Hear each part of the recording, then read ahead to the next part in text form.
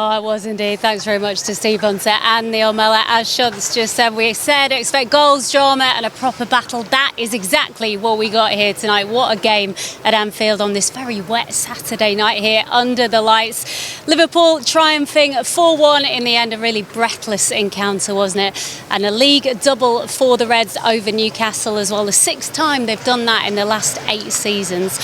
I mean, we said it would be a thriller, and I think they absolutely delivered, Jace. A really important win. It feels massive, that. Yeah, I think after 13 games that we went unbeaten, the Arsenal game stood out, but there was no statement victory, was there? I think tonight, or performance, to be honest. But I do think tonight was a bit of a statement. It was, it was set up, and we tried to, we discussed how we thought Eddie Howe might have gone. 5 at the back, it might have been a different night for Liverpool. They might have made it more awkward, they might have nicked the draw, who knows. Eddie will go away and reassess maybe his tactics and what he could have done better, and that might have been the case, but it wasn't to be. They came, it was a 4-3-3, and Liverpool played really, really well at times, and some good statement performances. 4 goals, that's 10 in 2 games now. Statement performance, statement win. And hopefully we move on from this and create a little bit more momentum. Yeah, games are moments, aren't they? They are. There were some Newcastle took the lead, and I'll get my stat in now. I mean, it's the first time that Liverpool have won from going behind this season in the Premier League. Yeah. Once in the Champions League, of course. The second goal was the moment, because Newcastle were creating opportunities, if not great shots on target, and from a quick free kick, which was handed to them by the ball person, a quick goal kick, quick ball down the line from Kirkes for Ekitike to run on and score the second. That changed the whole situation in the game, I think. And from there on in, I think it was a very controlled performance by Liverpool in the end. Ibu scoring at the end, of course, was very, very emotional. It was. But I think overall the whole performance, like Jason says, was what was needed after a great performance in midweek in the Champions League. Yeah, let's speak about that moment for Ibu, because until that point I think the night belonged to Hugo Ekitike, but such a fitting end for him after obviously a really, really difficult time personally. And I think what was so fitting was seeing his teammates, every one of them ran over to him. Ali ran the length of the entire pitch to congratulate him and give him a big hug. When you go through adversity as a team, it's important that the dressing room sticks together and you look after each other with the negativity that's going around with the press and social media and the fans and question marks, and it can be very difficult, but it can unite you as a squad of players. And we've had our challenges this season. Losing Diogo, his passing it's been so sad for the club, hasn't it? And again, the players have come together with that. And obviously performances haven't been great, so they've had to deal with that. And then obviously individual problems and sad stories and things happening as well with players. And Konaté tonight, as we've mentioned, losing his father, and to get back on the pitch, we mentioned, some people might question it, but sometimes as an elite sportsman, this is your solace. This is where you get out and you can forget. For 90 minutes you're with your teammates, you're doing what you do, and you're just on a place of, you feel safe. It's a nice place to be sometimes, and he was rewarded tonight with a goal, but his performance was good as well. I was just going to say, it's important, David, to underline it wasn't just about the goal, because the performance across the entire game, I think a decent candidate for player of the match should be. What you said at the beginning of the show was about their human beings as well, and the performance was solid. Again, for all the things that we said beforehand, there was an opportunity for him to forget about the world outside of football and just concentrate on football, and he put in that performance.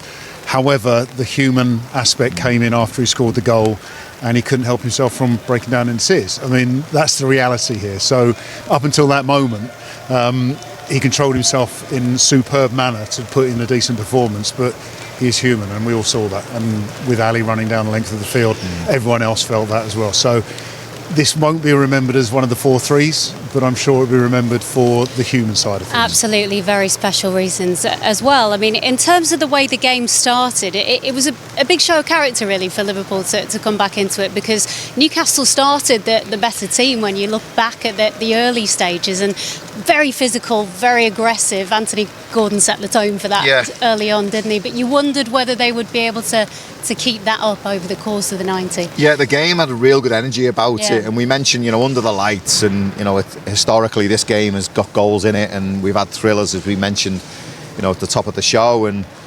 the way we built it up, it could have been another classic. And it started off that way. It started off both teams going at it. There was plenty of space. It was open. Not too much goal mouth opportunities, but the game was opening and it was flowing. And then I just felt that Simon Hooper, the referee, kind of just spoilt it a little bit. It became stop-start. The energy went out of it. The pace kind of went out of it. And then you were waiting for something to happen. And from a Liverpool point of view, it was a bit of a nightmare, really, because Anthony Gordon gets away. He was causing problems. They were in a good spell at that time. And then he gets the goal. Liverpool go 1-0 down. But JMO's mentioned it, time and time again tonight. They've shown character. To come from behind and win is one thing, but they didn't. The body language wasn't bad. Sometimes you've seen them when they go a goal behind, the body language goes. The crowd gets a little bit down. But tonight there was a bit of a lift. The crowd were up. There was an energy about the crowd. And then all of a sudden we go bang bang, don't we? And we get 2-1. We go in half time 2-1 up, and we're back in the driving seats. And the second half was okay, but again the referee played his part, kind of stopped starting the game, and it never really got into that classic mode. Let's speak about the goals. Hugo Ekitike will speak about. Obviously he gets the first one, but magic footwork from Florian Wirtz to set him up. Yeah, I mean, for the sake of saying, we were talking about it beforehand, weren't we? Before the game, that Florian is in that kind of form at the moment, which I think everyone expected.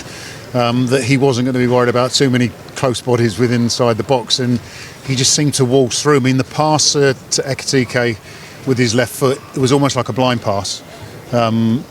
He didn't have his head facing Ekitike to pass him. He obviously knew he was there, and for Ekitike to get his toe poke in was superb. But without Florian doing what he's been doing very well over recent matches, getting into the position to make the assist, then the goal wouldn't have been there. And it was fitting, I think, as I say, considering how well he's been playing lately, for him to go and do that. Yeah, their relationship, again, we did speak about it pre-match, but they've assisted each other 6 times now this season. That is the most by 2 new signings since John Barnes and Ray Houghton back in 87-88, so they're in fine company there, Jace. Yeah, I mean, JMO mentioned there, the touch, when it comes to him, it's in mid-air, he has to touch it, kill it dead, and then once he's in the box, his movements, his guile, his balance just comes into play, and he moves the ball effortlessly, doesn't he? And defenders don't want to go near him, and then he gets away. And to be honest, I shouted shoot. I thought he was going to pull the trigger with his left foot, but he just stabs it with his right. But you're right. I mean, you understand he's got with Ekitike now. Ekitike's kind of gambled a little bit, but he's kind of, obviously with the relationship that they got going, he's probably thought he could square this, or he might square it, or where they're at now, he's going to square it. And he's made the run, and he's got ahead of the man, and he's got the toe poke in, and puts Liverpool 1-1. Yeah, we'll speak more about Florian Wirtz in a moment for goal number 3. But Hugo Ekitike, of course, gets the second, and it's really good work by Milos Kerkez, that ball, to set him up for that one, David. That was really good work from the ball person who throws the ball to Ali. Ali puts the ball down, and it's a quick goal kick. I mean, we're watching the game, and it's like, oh, there's a pass. I don't think Hugo Ekitike even knew that it was happening until the moment that he looked up and saw Kerkez with the ball. It's the perfect weighted ball. I think, like Jason, a lot of people were thinking, what are you doing? Because Hugo kind of slowed down a little bit. You can see, I think it was Tao who was marking, was anticipating the burst of speed, but gave him some distance. But the shot with the outside of the foot was superb. Yeah. Across Nick Pope, I think it took Nick Pope by surprise. Definitely took Chow by surprise, because otherwise he would have